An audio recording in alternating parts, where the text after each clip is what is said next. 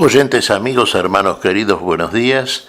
El Evangelio del día, hoy 18 de noviembre del año 2016. Aquí estamos Patricia y Miguel, este matrimonio cristiano, dispuestos a leer y comentar este Evangelio. Primero la lectura. Patricia. Lectura del Santo Evangelio según San Lucas. Jesús, al entrar al templo, se puso a echar a los vendedores, diciéndoles: está escrito, mi casa será una casa de oración, pero ustedes la han convertido en una cueva de ladrones. Y diariamente enseñaba en el templo. Los sumos sacerdotes, los escribas y los más importantes del pueblo buscaban la forma de matarlo, pero no sabían cómo hacerlo, porque todo el pueblo lo escuchaba y estaba pendiente de sus palabras. Palabra del Señor.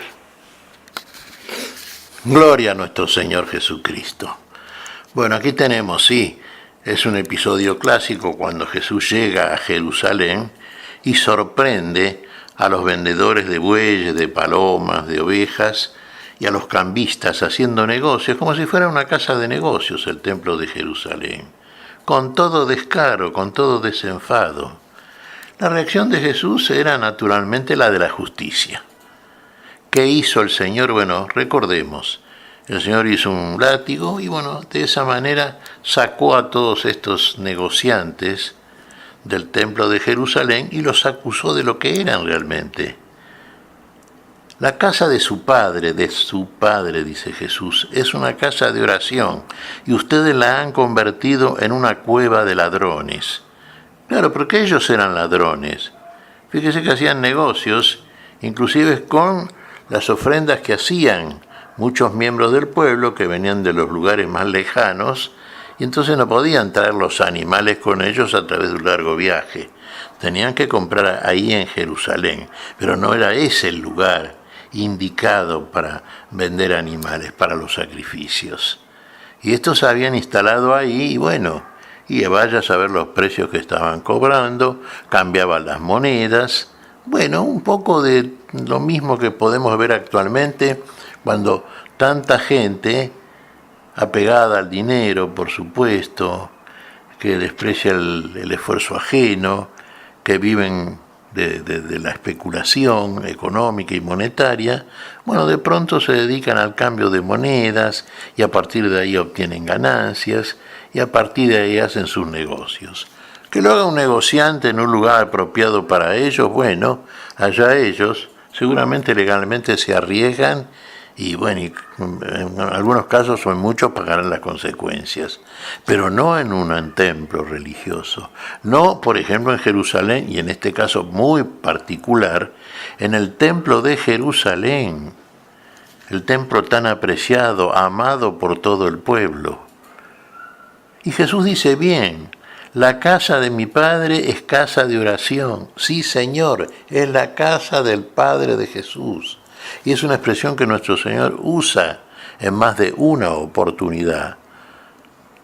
Recordemos una, cuando había ido, ya siendo en esa época siendo niño, claro, tenía 12 años, había ido con José y María en la fiesta de la Pascua y cuando volvían, bueno, volvían todos aquellos que venían de lugares más lejanos, juntos, eran conocidos entre sí, y se les había perdido a María y a José al niño. Lo buscaban, no lo encontraban, al tercer día lo encontraron en el templo. Y bueno, y María le dice, hijo, tu padre y yo te estábamos buscando, estaban preocupados, claro, es lógico. Y la respuesta de Jesús sorprende, ¿no? ¿Cómo no sabían que tengo que estar en la casa de mi Padre? En la casa de mi Padre. Definitiva es mi casa, está diciendo también Jesús. Y fíjese que en el templo de Jerusalén y en otros lugares, en tantos lugares, como predicó nuestro Señor, como enseñó, Él también predicaba. ¿Y quién acudía a oír la palabra de Jesús? El pueblo, la gran masa del pueblo quería escuchar a Jesús. Y lo escuchaban porque aprendían y se daban cuenta que hablaba de una manera diferente, que hablaba como el que realmente tenía, porque realmente la tenía, una autoridad total. Y esto motivaba, y esto y muchas otras cosas, por supuesto, sabemos, ¿no? La envidia por parte de los sumos sacerdotes, de los escribas, de todo funcionario importante que había en Jerusalén, que en realidad hacia Jesús tenían una inquina muy particular, y no perdían ocasión de querer sorprenderlo para acusarlo y tratar finalmente de hacerlo matar. Finalmente, claro, usted me dirá, ¿lo consiguieron? Claro, sí, lo consiguieron. Pobre conquista, ¿no?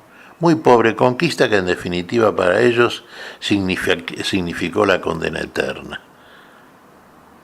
El Señor triunfó sobre la muerte y triunfó sobre todos aquellos que realmente odian la vida, odian al autor de la vida, odian todo lo que sea verdad, todo lo que sea justicia, todo aquello que fue lo que trajo el Señor porque era el único que podía traerlo en su plenitud.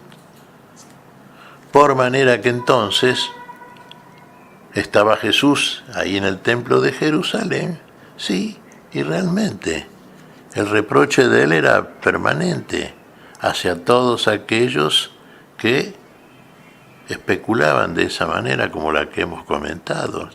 Realmente Jesús tenía la autoridad, y máxime aún en el templo.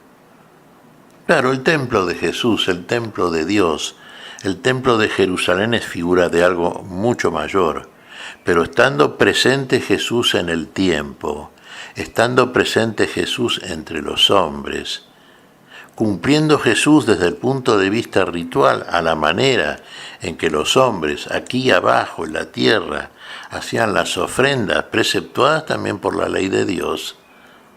Entonces, bueno, era lógico que estuviera en un templo, y en el tiempo, en un tiempo también, en un templo que será figurativo, pero era verdaderamente casa de Dios. Es verdaderamente casa del Padre, es verdaderamente el lugar donde si alguien tiene la autoridad, es precisamente que aquel que es el dueño, verás, verdadero dueño de ese templo, nuestro Señor Jesucristo.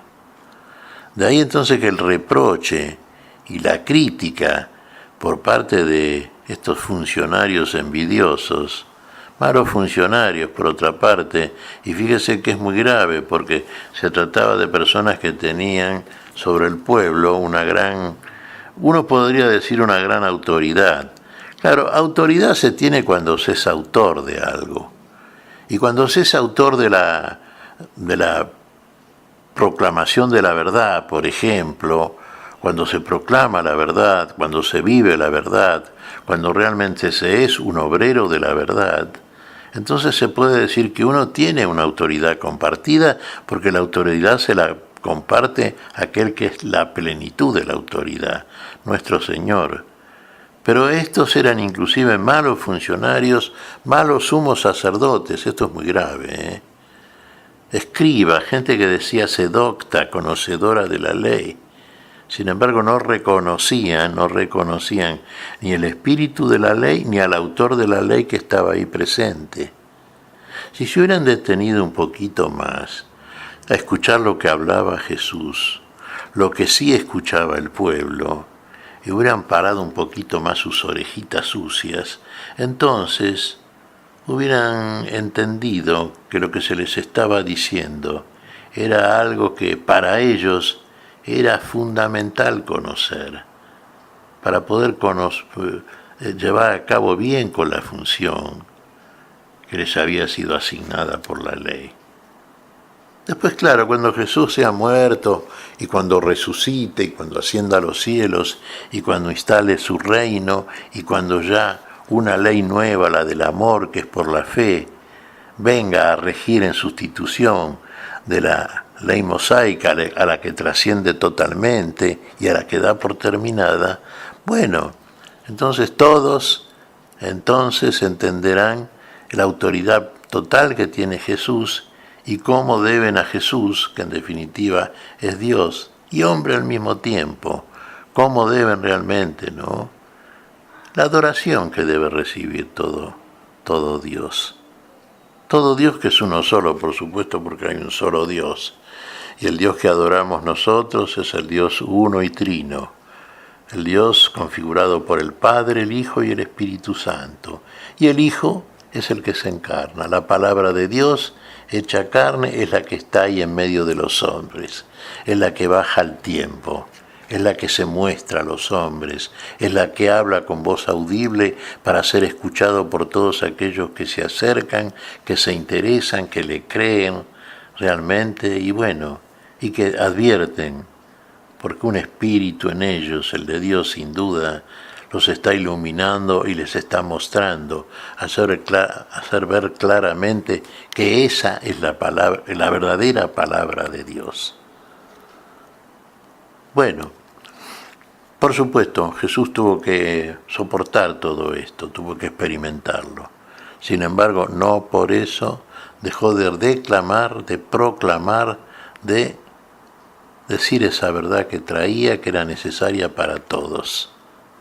Para ellos también, para los sumos sacerdotes, escribas, ancianos, doctores, todos los que se creían muy sapientes, para ellos lo era, y sobremanera.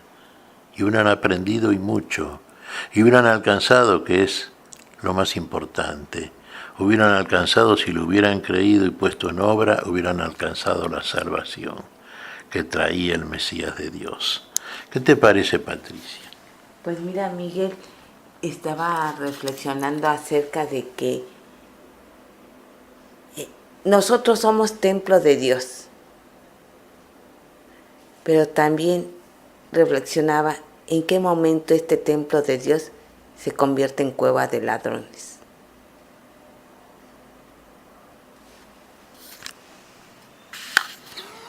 Y sí, también cuando damos lugar a espíritus que no son el de Dios. Cuando nosotros, como en estos funcionarios, por ejemplo, operan otros espíritus.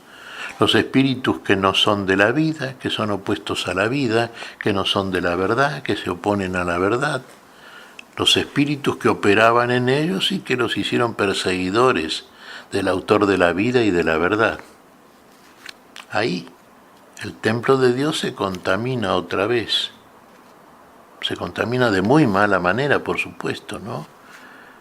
Se convierte lo que es templo en un sepulcro realmente.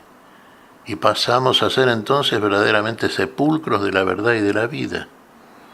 Cuando damos lugar al padre de la mentira, al padre de la enfermedad y de la muerte. ¿Qué te parece si agradecemos al Señor? Muy bien, Miguel. Te damos gracias, Padre Celestial, en el nombre santo de nuestro Señor Jesucristo. Te damos gracias, Padre, te pedimos perdón por nuestras faltas. Señor, pedimos tu bendición para este día. Pedimos tu espíritu de vida, tu espíritu de verdad, tu espíritu, Señor, que nos santifica, que limpia nuestro templo, porque así lo quiere el Señor de la vida, así lo quiere el Dios de todos nosotros. Lo pedimos en tu nombre, Jesús. Por Jesucristo nuestro Señor. Amén y amén. Amén.